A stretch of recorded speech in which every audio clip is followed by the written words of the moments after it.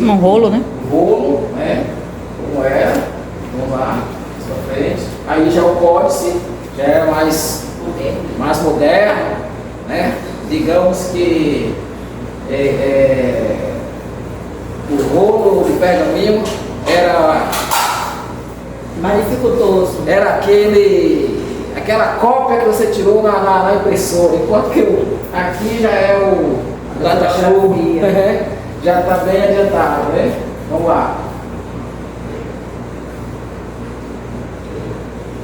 As caligrafias dos antigos do manuscrito, nós falamos, né? Dos pronunciados, que é os manuscritos de letras maiúsculas, eles são sem separação, as suas palavras não têm separação, elas são chamadas de pronuncial. É um manuscrito de letras todas maiúsculas, como voz. Esse aqui é o alfabeto grego-hebraico. Alfabeto grego, vamos passar, esse aqui a gente não vai falar agora. Você viu Zé aí não? É? Tem. Pode passar. Esse W agora apareceu um dia desse, não foi, professor? Ou já existia lá neles? Sempre existiu. Aqui são os manuscritos possíveis, são de letra minúscula. Esses têm os espaços entre as palavras, né? Essa no século X. Esses são os principais manuscritos que são preservados, conservados. Vamos lá? Muitos manuscritos, todo mundo lendo. Lá na frente os aqui, ó. E agora? Tá bom? Vamos lá, 1, 2, 3. Muitos manuscritos da Bíblia são conservados. Outros até hoje.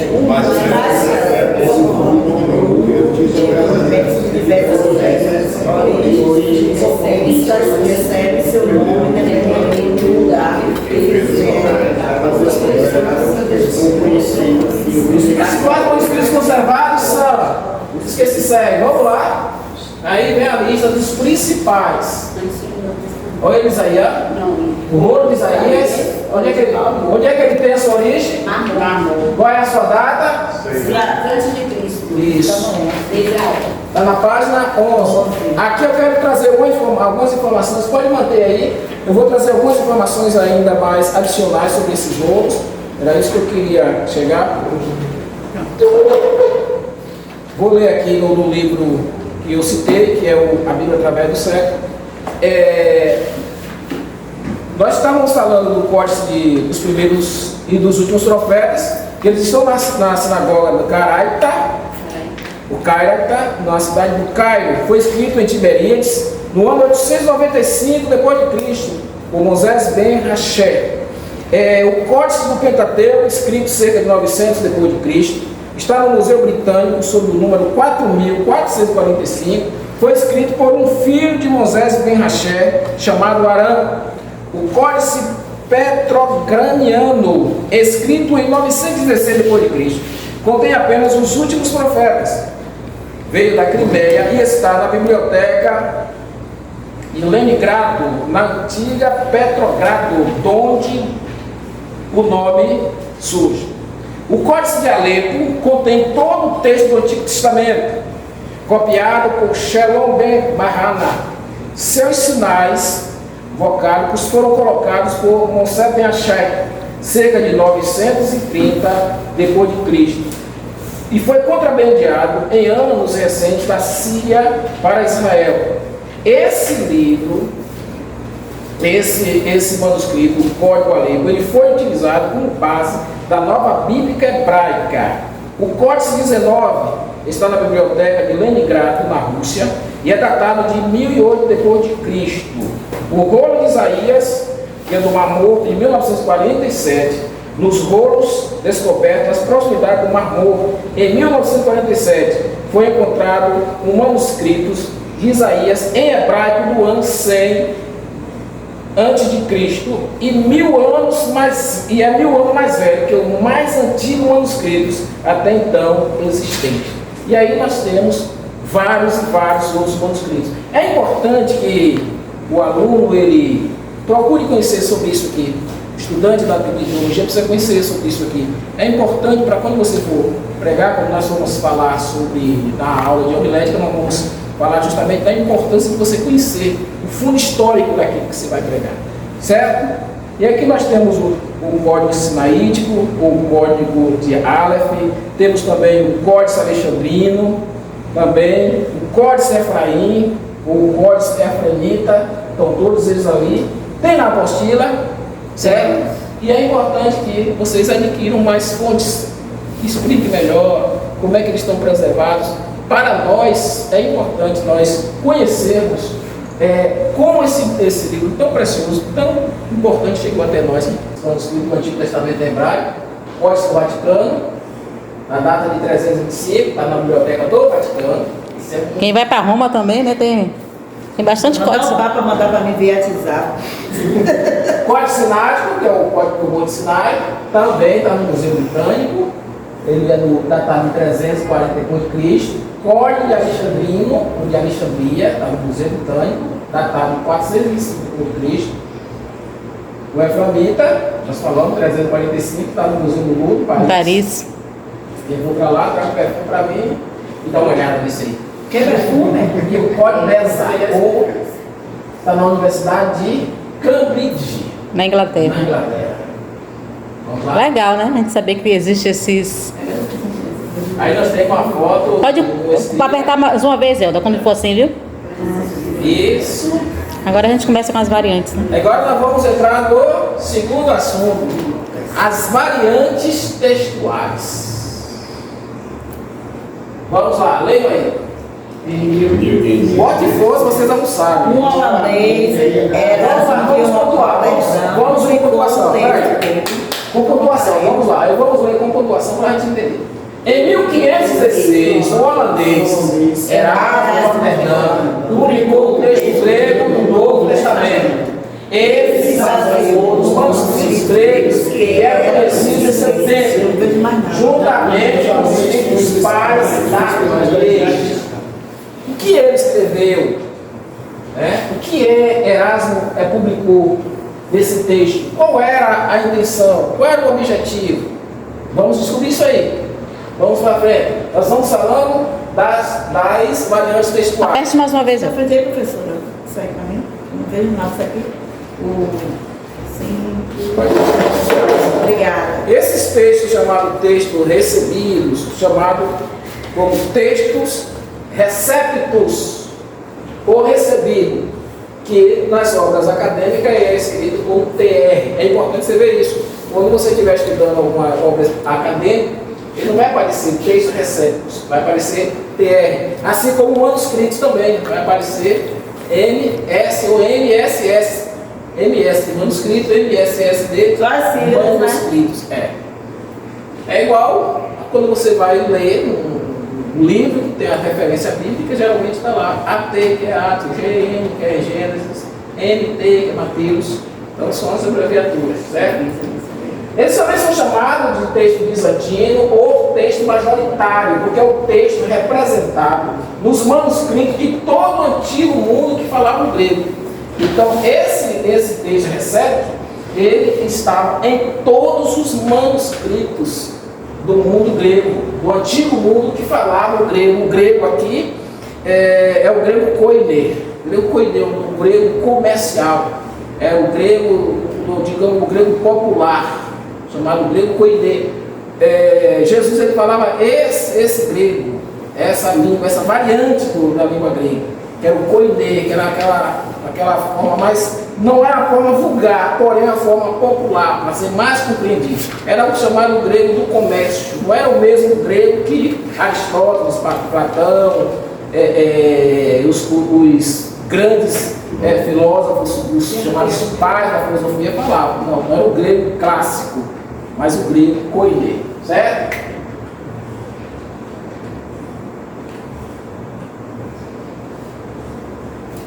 Vamos lá? O texto grego de Eu quero que vocês participem. O texto grego de Erasmo foi revisado várias vezes no ano seguinte. A revisão publicada em 1560 se muito importante na decisão de que o texto seria aceito pela igreja Isto é o texto recebido após o lançamento do TR. Muitos outros manuscritos foram achados no NT. Existem hoje mais ou menos 5.000 manuscritos gregos, até mesmo nas antigas que usaram por trás. Bom, então vamos tentar explicar isso aqui. Esses manuscritos, hoje nós temos cerca de 5.000 manuscritos. Como nós falamos na proporção que ia se escrever, eles poderiam ter uma variação. O textual também poderia ter uma variação. Alguns escritores, alguns transliteradores, alguns escribas, quando eles iam escrever, eles poderiam, não de maneira jocosa ou de maneira para prejudicar o trabalho, mas eles pode existir alguma informação que pareça que o texto está sendo falsificado. Mas não significa que o escriba, ele tinha a intenção de falsificar. Por quê? Porque os textos, cada vez que esses textos eles eram reescritos, eles poderiam sofrer algumas modificações. Algumas palavras elas poderiam ser usadas de acordo com o contexto. Algumas palavras elas poderiam ser substituídas por outra conhecida. Existem textos, por exemplo, no Novo Testamento, que nós vamos olhar e nós vamos ver uma variante, e que os inimigos da palavra, eles podem dizer que contém erros, ou que contém erros na Bíblia, que esses erros não podem ser aceitos. Só que o que nós estamos vendo aqui é que esses textos, eles poderiam sofrer alguma variação. Variação não é falsificação. Nós vamos mostrar aqui um versículo na Bíblia, e nós vamos dar uma sequência aqui. Eu vou mostrar para vocês alguns versículos na Bíblia que parece que o texto está errado e que parece que é uma contradição, e nós vamos mostrar isso aqui. Vamos mais para frente. Vamos lá? Textos escritos durante o século. Vamos todo mundo. 19 e 20. É baseado no manuscrito alexandrinos e do Sinal e do Vaticano em grego, baseada na teoria textual de UPF. A crítica textual estuda o quê?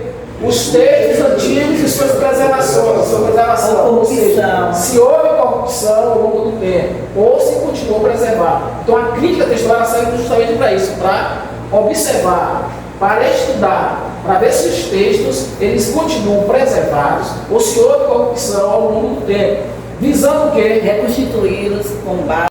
Há 400.000 fragmentos entre os manuscritos Catalogados. Então, 80% são simples questões de grafia, ou seja, tipo um V, 15% não faz qualquer diferença na tradução, 5% os restantes apenas uma quinta parte, ou 1% do total. Tem significância exegética. O professor vai poder falar. É importante a gente conhecer isso aqui, porque existe hoje os ataques à Bíblia, justamente isso. Que a Bíblia, e existem algumas críticas, que diz que a Bíblia não é a palavra de Deus. Há outros que dizem que a Bíblia ela contém a palavra de Deus, ou parte da Bíblia é a palavra de Deus. Mas a Bíblia atribui a si mesmo que ela é divinamente inspirada. Eu não acredito na Bíblia porque a Bíblia foi escrita por mão de um homem. Nós falamos isso lá no Polo Cagi. Eu não acredito na Bíblia porque a Bíblia foi escrita por a mão de um homem. Aí você pergunta, e me diga aí um livro que não foi escrito pelo homem, que você acredita. Você acredita que existe galáxia? Você acredita que o Sol e a Terra tem um processo de rotação? Existe um processo de rotação? Alguém escreveu sobre isso? De transição? Você acredita que você acredita que o planeta mais próximo do Sol é Mercúrio? Você acredita que onde foi que você viu isso? Onde foi que você aprendeu isso? Se não foi no livro escrito por homens. Escrito por homens e muitos deles também foram para estudar. Você acredita que Platão, que Sócrates existiam? Como é que você sabe? Nunca viu. Se você não viu, mas você acredita, Você acredita naquilo que você quer. mas você não acredita na Bíblia. A Bíblia ela foi escrita por mão de homem normal. Normalmente ela foi escrita por mão de homem, porém, Eles viveram. homens inspirados. Então, nós temos os argumentos, e na outra turma eu botei justamente isso. A pessoa diz assim, eu não acredito na Bíblia que ela foi escrita por mão de homem. Mas você tem que ter argumento, justamente para defender aquilo que você crê. Nós estamos vendo ultimamente os ataques à palavra de Deus, os ataques à Bíblia, né? Professor, Sim. no Velho Testamento, ele foi inspirado por Deus. E de Mateus em diante, eles vivenciaram aquilo com Cristo. Não é isso? Toda a Bíblia ela é inspirada por Deus. A Bíblia, toda a Escritura ela é divinamente inspirada. A diferença do Antigo Testamento é que o Antigo Testamento é uma preparação para a chegada de Cristo. Eles viviam pela fé, pela esperança. E no Novo Testamento eles vivem, eles andam como os andaram com Jesus. Nós temos aí o exemplo dos apóstolos que andaram com Cristo. A edição crítica é a que procura o quê? Estabelecer o texto perfeito, confrontando manuscritos ou edições antigas devido ao doutor que foi a professora Cristiane já explicou. Né? Vamos lá?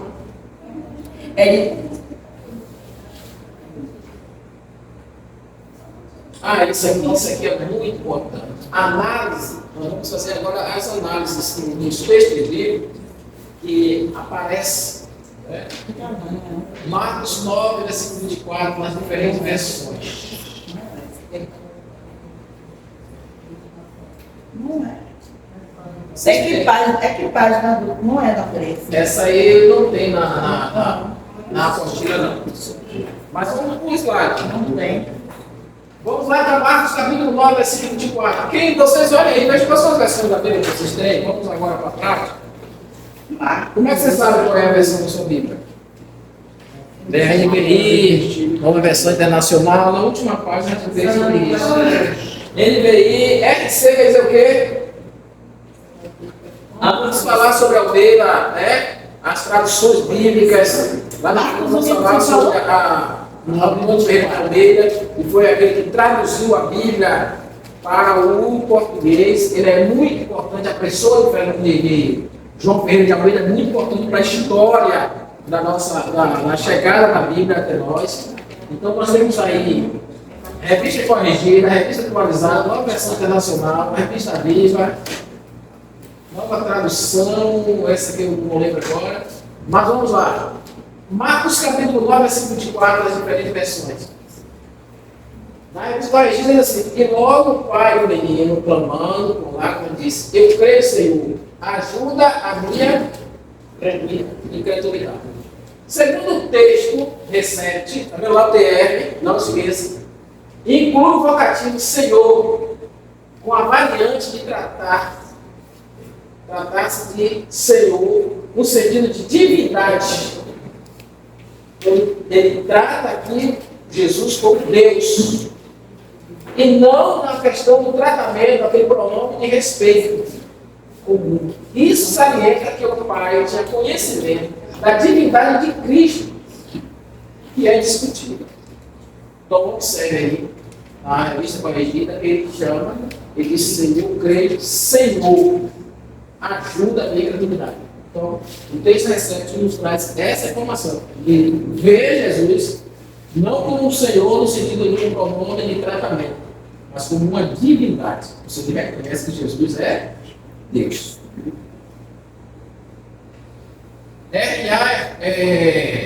Revista atualizada. Atualizada. E essa aqui, pastora, técnica, agora esqueci. Tradução. Ecumênica. A tradução ecumênica. Vamos ver aí na revista atualizada. É o mesmo versículo, pode ler aqui. Imediatamente o pai do menino exclamou com lágrimas, eu creio, ajuda a minha falta de fé. Tá vendo aí, gente, a variante tem história. Ajuda No caso da revista atualizada, ela vem com o colchete. Tá vendo? Aí são variantes. Você só vai encontrar isso aí na revista atualizada. Agora o que ele diz? Omite o vocativo Senhor, porém acrescenta entre colchetes a nota explicativa de que o pai do menino exclamou com lágrimas. Toda- Não há erro isso aí. Pode, professor, pode. Toda vez que tiver na sua Bíblia aí colchete, alguma coisa assim, isso é uma variante. Alguém sabia isso aí? A gente vê. A minha está de baixo. Incredulidade. Isso, porque a sua é NVI. Na NVI já diz o quê? Leia o mesmo versículo em versão diferente. Imediatamente, o Vai ter que pai do ver. menino exclamou. Creio, ajuda-me a vencer a minha incredulidade. Na minha está assim, logo o pai do menino clamando. Aí o que acontece? Ele omite o vocativo Senhor. Mas o que é que ele o que é que ele destaca? Imediatamente o menino exclamou, creio. Ele omite o vocativo Senhor, mas coloca em destaque a Creio na dignidade, né? creio.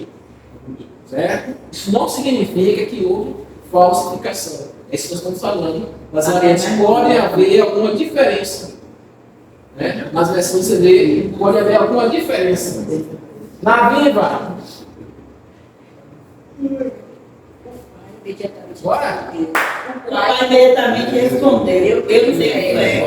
Ajuda-me a ter mais. Eu também. Ajuda a ter. Mais. É omite também o vocativo Senhor. Mas o que é que você vai destacar aqui? Ele respondeu, eu tenho Fé. e ele reclama, ajuda-me. Então aqui não há nenhuma omissão. Sempre, mesmo não aparecendo o vocativo Senhor, parece que nas classes gramaticais, sujeito oculto, né? Em língua portuguesa, o sujeito. A professora aí. Professora, me ajuda. Em português, Não é classe gramatical, não, é outra coisa. Na análise sintática, sujeito oculto, mas não significa que o sujeito não está presente. Eu vou, o sujeito está presente. Vou, sujeito oculto, mas falando. Eu tenho, ele está afirmando. Tenho um celular, o sujeito está oculto, mas quem é o sujeito oculto? Eu. Ótimo, mas professora também agora um pouco. Tá aqui mais, não tá aqui não. Entendeu? Então ele Massa. emite o sujeito, mas não omite o sujeito, mas não omite a pessoa. O pai imediatamente respondeu. Respondeu a quem? Ah, Jesus. Jesus. Eu tenho fé. Ajuda-me. Traduzida em português por João Ferreira de Almeida. Certo? Então, João Ferreira de Almeida ele traduziu. Então, mas o que é a tradução? Primeiro nós vamos pegar ela lá da sua origem. A primeira Bíblia traduzida, qual foi? A primeira tradução bíblica do hebraico para o grego. Vocês sabem. Tiveram isso em outras aulas. Como é que ela é chamada? A Septuaginta, né? Septuaginta, ou versão de 70, está na página 12. As traduções da Bíblia. É o da parte passada, tem ela aí. Tem aí. Vamos lá?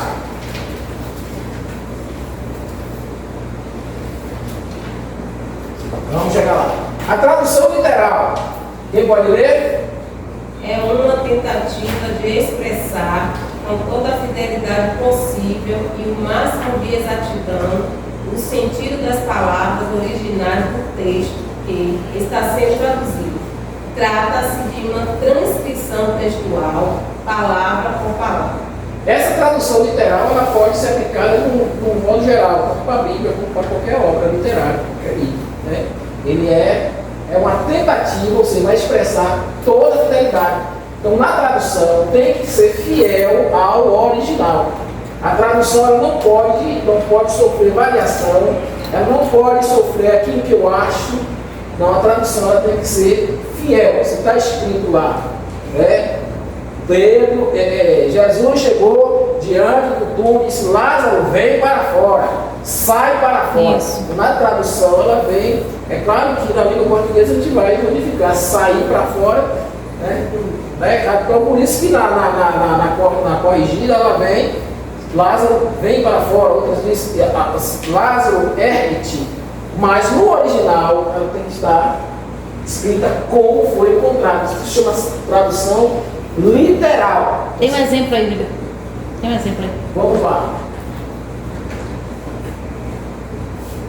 A questão desse tipo de tradução é que pode existir o quê? Uma palavra que na língua para a qual se vai traduzir não existe uma correspondente direta. Então terá que se arranjar maneira para se introduzir a informação total. Exemplo. Vamos lá? E não a conheceu até que deu à luz o seu filho, o primogênito, e chamou o seu nome Jesus. Ó, veja aí o exemplo. Está falando de Maria, está falando de José, que quando o seu anjo entrega aquela mensagem e diz para ele que não temos que tomar Maria. Mas a palavra aparece aí, e não a conheceu. Inicialmente parece que ele está dizendo que ele não sabia que era Maria. Como é que o anjo já disse porque ele não a conheceu?